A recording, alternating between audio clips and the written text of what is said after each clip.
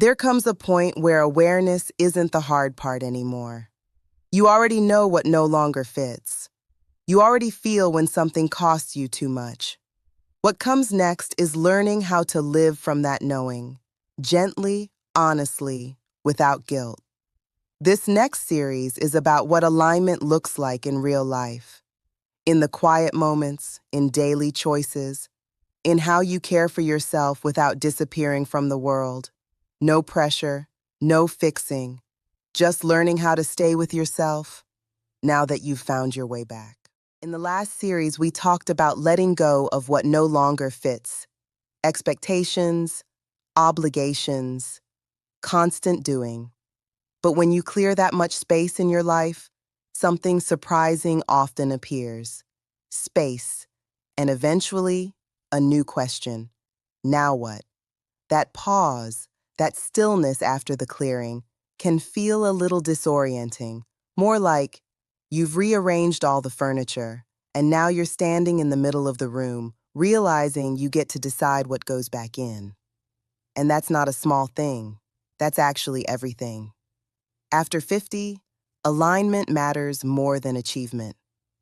Over the last several weeks, we've been talking about what it means to stop living by default, to notice when your life stopped fitting, and to get quiet enough to hear what you actually wanted.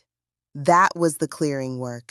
And if you've been doing it, even imperfectly, something has already shifted in you. The woman who started this series isn't the same woman watching this video right now. That matters. So this new season, it's not about clearing anymore. It's about choosing.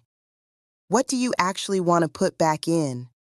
What does a life that feels aligned, not just lighter but fuller, actually look like for you? That's what we're exploring together in this series. Not some idealized version of life after 50, the real version, your version.